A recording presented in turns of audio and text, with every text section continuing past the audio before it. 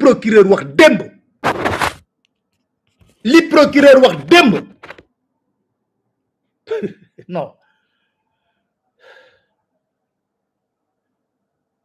non honnêtement après je me suis refusé avant may jël interview avocat je me suis refusé sax di ko dégluwaat en boucle procureur dama lay conseiller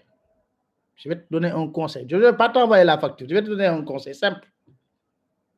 ça aurait été plus simple pour toi de dire de faire une déclaration. Nous avons constaté malheureusement le décès de Franck Marco dans les liens de détention. Le parquet a décidé d'ouvrir une enquête pour situer les responsabilités. Point. Yamfa. Mais à force de sétal derou les forces de défense et de sécurité, de pousser les Sénégalais, nous y a quelque chose derrière. Nous allons ouvrir une enquête pour situer les responsabilités. Mais comme def nga ay contorsion di def bu ne pour jéem a setal deru force de défense sécurité rek sénégalais yi suspecté nañ ne y a quelque chose derrière da nga bëgg a blanchir ni yoroon François Mancabou depuis garde à vue te bañ koy yóbbu hôpital mais koo jàpp garde à vue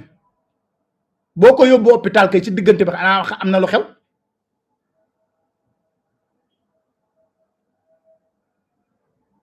nañu jël sa version yow procureur yow nañu jël sa version d'abord nee na am nañu vidéo 13 minutes fu ñu gis François Mancabou di jël bopp bi di ko dóor ci grille ak ci bopp bi ak ci miir bi ngalawaay wax leen sénégalais yi depuis quand le violo yu ñuy jàpp garde à vue am ay caméra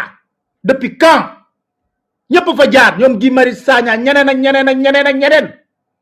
depuis quand xanaa lu bees la depuis quand loolu am depuis kañ la kañ dañu wax dëgg te yàlla tax depuis quand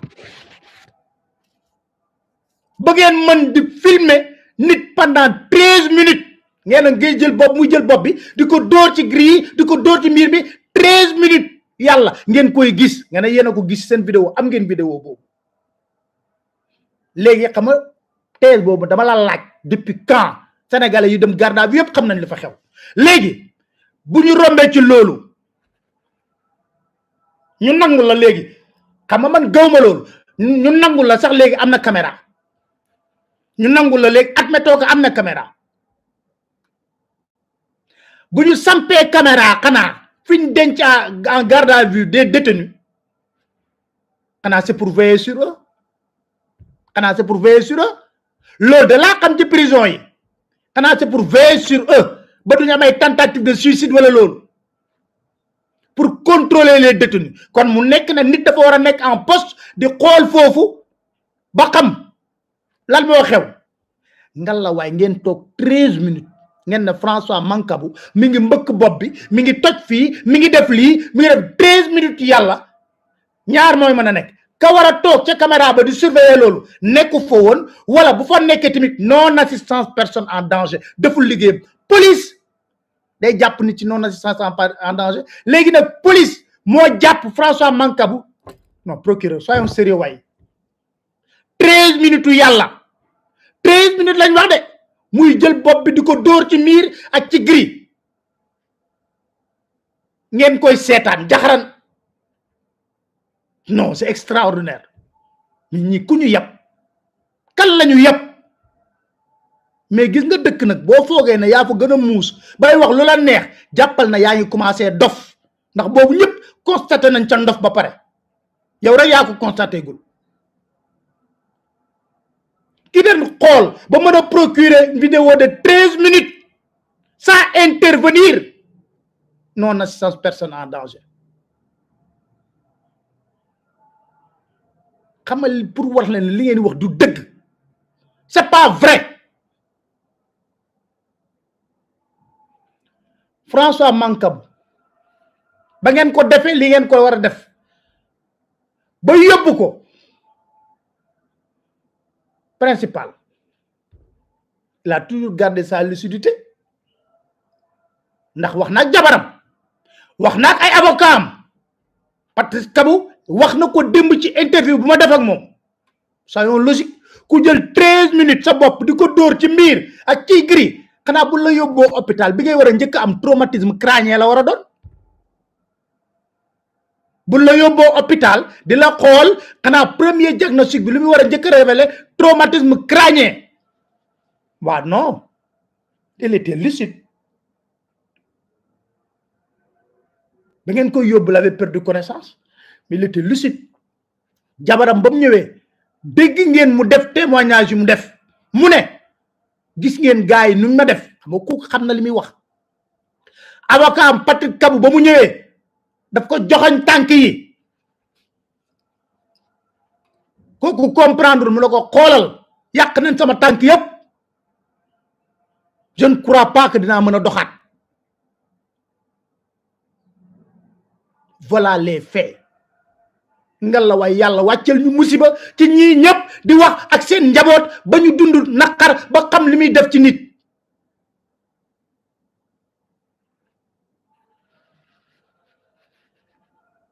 ces tortionnaires l'ont battu à mort ils ont détruit même cheville am yëpp lañ yàq moo tax ku dee ñëw mu wallaay tànkam un ancien militaire garde-corps correct te xam dañ koy ragal man duma ko ragal le débat de la stigmatisation duma ko ragal parce que je veux pas me mentir moi-même duma fen sama bopp ñëpp a xam ne dëgg la mais dañ koy raay ragal koo wax ku ko wax ñuy wax ne wooy taal réew mi fekk ñoom sotti nañ essence bu yàgg ba taal fu ne réew mi di rey ay nit ay tortionnaires voilà la vérité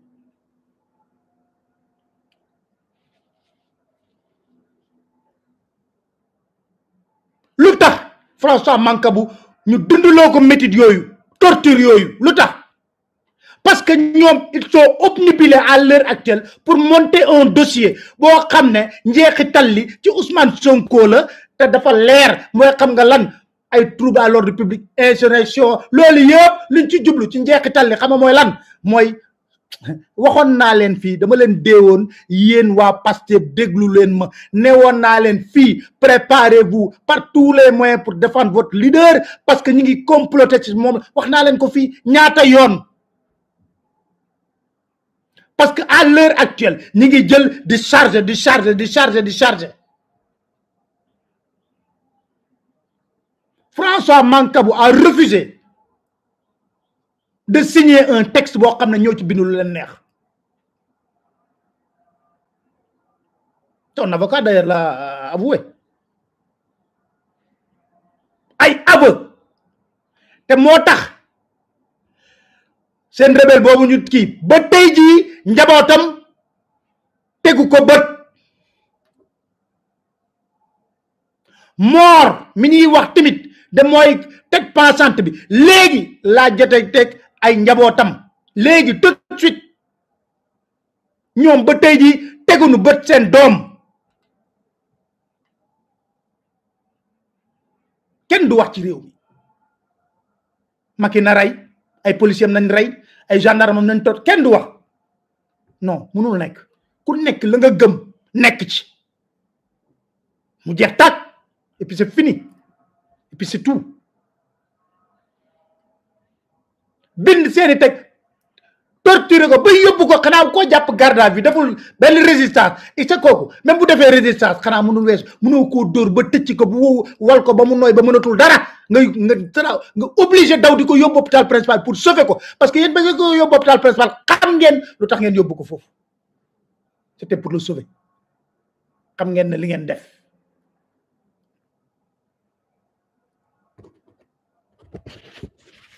François Mancabou est resté digne devant épreuve yëpp ngeen def ko ba tey jii ngeen jël bakkanam ñëw taxaw dañuy wax ne dafa mbëkk ay miir non mais attends ku ñu yàpp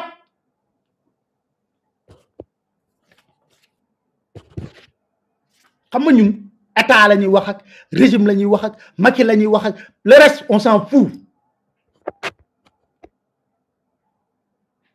ba ngeen koy yóbbu hôpital xam ngeen ne fu mu nekk métti woon na lool trop vous le savez très bien témoignage yëpp génn na mais non comme témoignage yooyu génn sénégalais yi choqué wu nañ ci affaire bi non mais ndeysaan li ma ci métti mooy sénégalais yëpp tey xale yëpp ñoo waroon dugg ci réseaux sociaux yi jël seen profil yëpp bind si je suis François Mancabou ñëpp parce que tout le monde est en sursis dans ce pays ñëpp parce qu'on a en face un régime qui s'est transformé en dictature di rey di torturer ça me rappelle la police secrète de Yaya Jammeh en Gambie ñooñu rek damay fàttali li ci garaaw nag mais dara du fi lu bees xale yin jàpp laa la wax mars 2021 ba tey jii ak ku ñu jàpp ci manifestation yu ndaw ku génn def nga vidéo wax niñ la torturer am na wala amul ku ne télé yi teg nañ leen chaîne YouTube yi teg nañ ko fu ne tout le monde le sait xale bu génn wax nga mu mel ni léegi ci biir police bi dafa am kuréel boo xam ne spécialisation torture la parce que dégg nañ xale yi wax te ba tey ji ñoom kenn sañu cee génn tontu xale yi jàppoon laa la wax ni leen dañ torturer combien de jeunes ñoo def ay témoignages ci loolu révéler supplice yi nga xam ne leen di dundal xoolal yu fi ñàkk fayda yi jàpp nit Dakar ci manifestation dawal sa oto ba diggante Diamniadio ak Thiès sànni ko fa génn ko ba xam nga yu fi ñàkk fayda la lu ñàkk fayda maanaam yow li nga doon sax xamoo ko parce que boo ko xamoon di nga doxalee neneen sa gëdd dina weesu loolu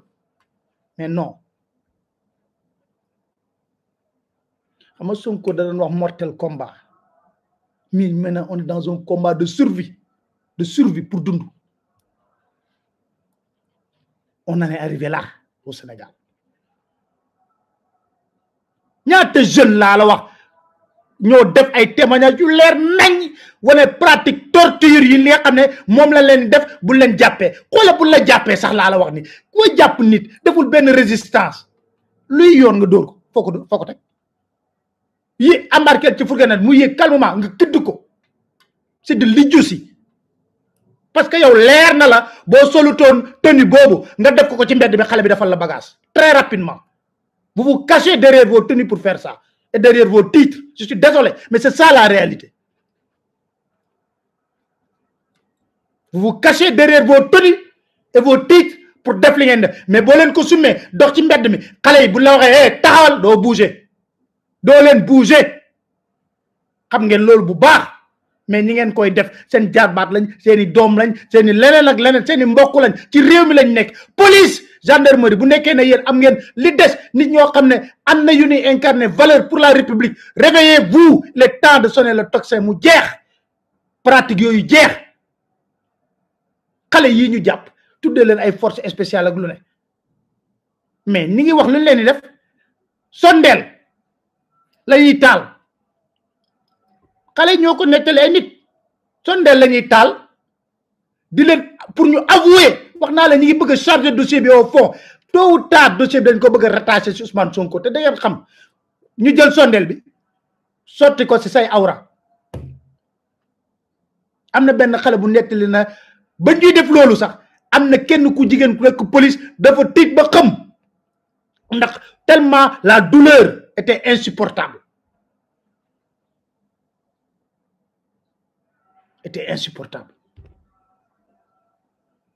mais ngalawaay bi ngeen jëfe miimal na yéen amul parce que jàpp nit amul résistance amul dara mu mujjee dee nu yóbbu ko réanimation il faut se poser la question lan la dund ci biir police bi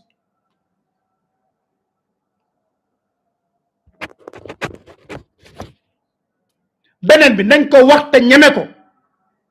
bul sant jéeme bul sant jaata bul sant Mancabou bul sant bés bu la jàppee xale yi wax nañ ko xale yi def nañ témoignage boobu bu la jàppee noo tudd ñoo sant Mancabou bu santoon Njaay du dund lii mais stigmatisation bi c'est la réalité xool leen 14 morts 2021 yi combien de personnes boo am conscience lañ ci rey xool leen fi mu nekk ni lii rek ñett xaw ma ñeent Casamance la ñuy dóor bal réel voilà la vérité il faut qu'on arrête d'être hypocrite ku bëggul défendre waa Casamance nga wax loo neex man défendre ba ka Sénégal ñoo xamul loolu bu la bàyyi leen liggéey di dugal ci bopp nit ñi xamuñu loolu Macky Sall moo waroon nekk symbiose bu gën a rafet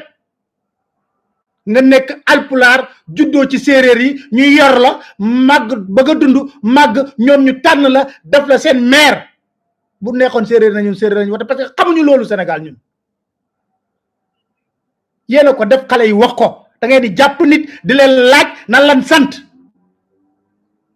jàpp nit kay jàpp ko ci infraction bi lu si yoonam ci turam xale yi def nañ témoignage boobu et puis boo ko waxee oui xam nga c'est faux mais ñi koy wax yëpp naa fekk lañ xam nañ bu baax li fi xew